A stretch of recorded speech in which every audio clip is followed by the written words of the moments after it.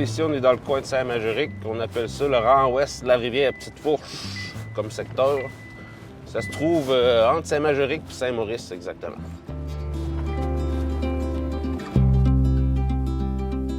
Mon nom est Bruno Pascal Boulay. Je suis originaire d'ici de Gaspé. Je suis opérateur de machinerie forestière pour le groupement forestier à Gaspé. Ça fait ma 12e année. Mon parcours en foresterie a commencé, je vous dirais, en 2003 quand je me suis inscrit au DEC, diplôme d'études collégiales à Gaspé, au cégep, en tant que technicien forestier. J'ai été 10 ans technicien pour la même compagnie, le groupement forestier coopératif de la péninsule. Puis ils m'ont offert un poste en 2013 comme opérateur de machinerie forestière sur une multifonctionnelle.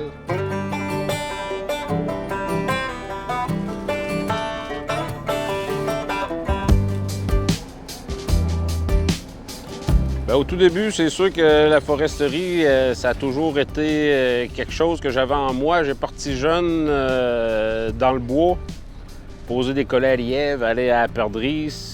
En fin de compte, c'est quelque chose que j'avais en moi. Puis je trouve que la nature, la forêt, le bois, c'est un des plus beaux bureaux du monde. Ça fait que je me suis enligné là-dedans, puis je regrette pas mon choix. Je suis encore là après 21 ans.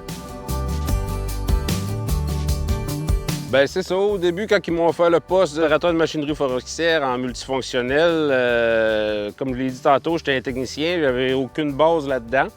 J'ai toujours été un peu manuel dans tout, mécanique, ébénisterie, tout ce qui touche côté manuel. Ça fait que j'ai parti avec ça. Ils nous ont donné 2 semaines de formation. Une semaine de formation côté simulateur, directement chez le concessionnaire, puis ensuite une semaine de formation terrain avec une personne là, qui était là pour nous chapeauter, puis on est parti comme ça. Le parcours traditionnel, je te dirais que présentement, là, il est intensif sur 7 mois. C'est sûr que même sur 7 mois, ils vont te montrer la base, mais c'est vraiment comme tout autre métier, c'est un enfer que tu pognes le rudiment du métier puis que tu pognes des trucs, chaque personne a le truc, puis tu t'en vas avec ça. La job d'un opérateur de machinerie forestière, pour commencer, c'est la récolte de bois mature. Tu arrives sur un peuplement de bois mature, tu récoltes le bois qui s'en va directement au moulin. Tu peux avoir d'autres traitements aussi, comme on fait ici, ce qu'on appelle l'éclaircie commerciale. Bien, l'éclaircie commerciale, je te dirais que la première chose à faire dans une éclaircie commerciale, c'est d'enlever 33 % de ton peuplement. Puis comparativement à ce que beaucoup pensent, c'est d'aller enlever le mauvais de ton peuplement. Tu enlèves le mauvais de ton peuplement pour donner des puits de lumière, puis du manger au sol, pour être capable de laisser le plus beau de ton peuplement sur pied, pour être capable de repasser dans le futur, soit pour faire une deuxième éclaircie ou pour une coupe totale de qualité. C'est sûr qu'ici, on est en forêt privée. La forêt privée, ça commence toujours à la base par le propriétaire. C'est un propriétaire qui veut faire récolter sa forêt. Ça part de là, c'est en contact avec directement au bureau, les ingénieurs. Ensuite, tu as des techniciens qui viennent ici, qui marquent le terrain, ce qui fait que nous, on vient récolter. Moi, je coupe le bois avec la multifonctionnelle. On a le transporteur qui prend le bois sur le terrain, qui l'apporte directement au chemin. Ensuite, c'est le camion forestier qui arrive, qui charge, qui part directement au moulin. Puis aussi, on a près d'ici un tracteur qu'on appelle, un bulldozer qui fait de la scarification, de la préparation de terrain en andin pour éventuellement aller planter les aires de coupe. Bien, pour commencer, une journée en forêt, c'est sûr et certain qu'il y a différentes compagnies qui font différents chiffres. Nous, on roule seulement un chiffre de jour. Ça fait qu'une journée commence quand même assez tôt, aux alentours de 4h30, 5h, le lever du corps. Préparation de café, puis on s'en va. On arrive ici, on réchauffe la machine, tout ce qui est moteur, huile hydraulique. On réchauffe, on fait les fonctions de la machine un peu. Un coup que tout est prêt, bien, comme vous voyez, on est ici, on s'en vient directement sur le parterre de coupe. Quand une journée va bien, que tu n'as aucun bris, bien, tu opères toute la journée. Puis en fin d'après-midi, tu fais une petite maintenance là, journalière, un graissage de la tête, graissage du baume. Tu remplis tout ce qui est carburant, huile à chaîne pour être prêt le lendemain matin. Là, on a mis la machine en marche. Question que les pompes ne partent pas à froid pour le fun. Puis c'est ça. Un coup que la machine réchauffe, là, je m'en vais juste me virer pour être capable de me mettre prêt pour ce soir pour faire tout ce qui est fuel, huile à chaîne, graisser ma machine. Puis après ça, on décolle pour la journée. On s'en va sur le terrain, sur le secteur de coupe.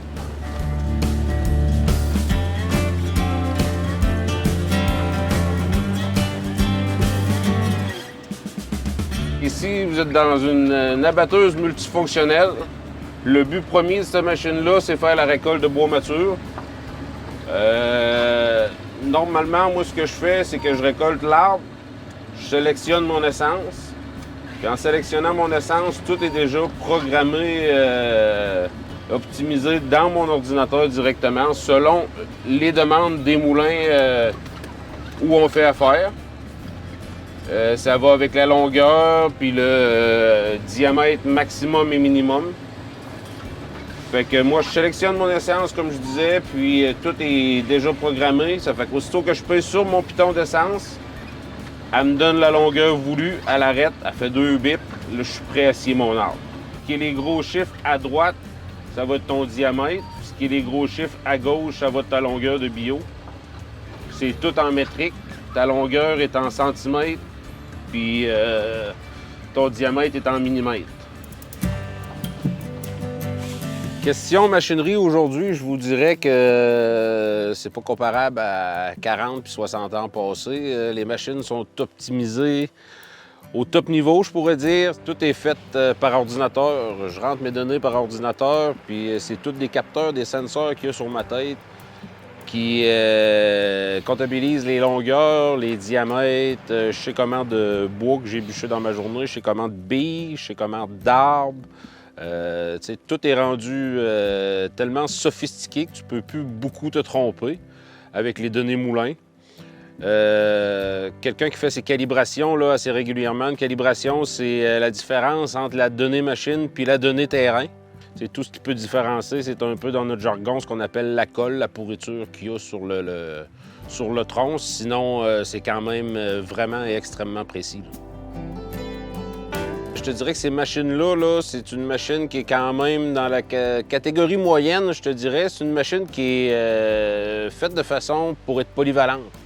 Tu es capable d'aller récolter des coupes forestières en éclaircie commerciale, en un peu n'importe quoi, en coupe progressive. Puis tu es capable de jouer beaucoup là, sur des terrains en coupe totale aussi.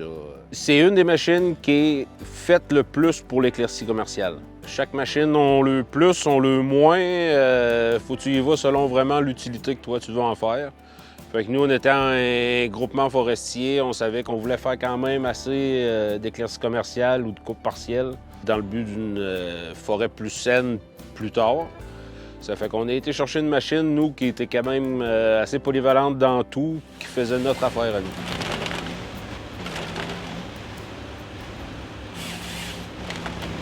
Je vous dirais que c'est le cœur de la machine. Sans tête, il n'y a rien qui marche. C'est ma roulette de mesurage qui prend les longueurs du bio.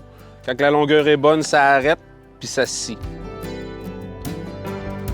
La scie, c'est la même affaire qu'une scie de scie mécanique, sauf en plus gros format. Fait que moi, aussitôt que j'ai choisi l'essence, tout ça, ça se referme. Ça, c'est mes rouleaux d'entraînement. Les rouleaux d'entraînement, encore là, c'est toute une chaîne qui va avec tous les capteurs. Aussitôt que les longueurs sont atteintes, les rouleaux d'entraînement arrêtent, il me reste seulement qu'à scier. Puis, les rouleaux d'entraînement ici sont pris avec un système de chaîne à l'intérieur puis un autre sensor que nous, on appelle capteur de diamètre. Le capteur de diamètre, encore là, c'est des données qui nous sont données par le moulin en ayant un diamètre de fin bout. Comme au moulin où on est, nous, présentement, GDS à Grande-Vallée, c'est un fin bout de 4 pouces. Ça fait qu'elle prend toutes les données, puis aussitôt qu'elle arrive à un défilement de 4 pouces, si mon bio n'est pas assez long, je suis pas capable d'en faire un. Je vous dirais que tu te lèves le matin, puis tu t'en vas travailler, mais il peut y avoir un hausse hydraulique, il peut y avoir un problème électrique, tu peux avoir un peu n'importe quoi. Fait que tu t'en vas en espérant que ça va bien, mais quand ça va pas bien, mais tu prends les arrangements pour te réparer puis te sortir du pétrin. Je te dirais que 95 du temps, là, on se répare tout seul. Sinon, beaucoup de contacts chez le concessionnaire. Là, on se répare par téléphone ou par nous autres mêmes. Peut-être 9 fois sur 10. C'est extrêmement rare qu'on fait venir les mécanos. Quand on fait venir les mécanos, c'est parce que c'est soit des problèmes électriques ou des modules électroniques qu'on ne peut pas poser nous autres mêmes ou qui ne sont pas garantis si on les pose par nous autres mêmes. Bien, côté environnemental, surtout sur ces machines-là, on essaie de faire le plus possible. Ce qu'on fait, c'est des coupes CPRS qu'on appelle, coupes de protection et régénération des sols. Ce qui veut dire, c'est qu'on essaie de maximiser nos sentiers de débardage. Ma machine est capable d'aller chercher jusqu'à 10 mètres chaque bord. Ça fait qu'on essaye de garder nos sentiers de débardage entre 18 et 20 mètres, ce qui fait qu'on garde les sols le plus naturel possible. Les cours d'eau, c'est la même affaire. On n'a pas le droit d'aller près d'un cours d'eau permanent à moins de 20 mètres ou intermittent 5 mètres. Puis une multifonctionnelle comme ça, bien, on essaye de brancher le plus possible devant nos tracts, ce qui fait un tapis au sol pour essayer de le garder son plus naturel possible. Pour devenir opérateur de machinerie forestière, là, ça prend pas un adepte des jeux Nintendo ou quoi que ce soit. J'ai jamais été ça. Je te dirais que c'est vraiment côté nature. Si t'aimes la nature, dans quoi que ce soit, tout est possible d'y arriver. Je l'ai appris sur le tas, en cours, 2 semaines de formation, puis ça a parti. Encore là, je le vois aujourd'hui. Moi, ça fait 21 ans que je suis là-dedans, puis mon garçon finit son secondaire 5, il est parti suivre un cours en opération forestière à Cozapscal. Ça va bien, puis si tout va bien, il s'en vient avec nous. Bien, c'est sûr que moi, c'est comme je disais au début, la forêt, c'est mon bureau, mais tu sais, ce que j'aime là-dedans, moi, c'est que t'as pas de stress de ville, tu vois pas d'auto. Ce que tu vois, c'est naturel. Ça fait que si je m'en viens ici le matin, moi, puis je sais que j'ai ma journée à faire dans la nature. C'est sûr que beaucoup de monde pense qu'on détruit la nature, mais en fin de compte, c'est le contraire. On aménage la nature. C'est là qui me valorise le plus, c'est d'être capable d'aller récolter une parcelle de bois mature pour en replanter une jeune.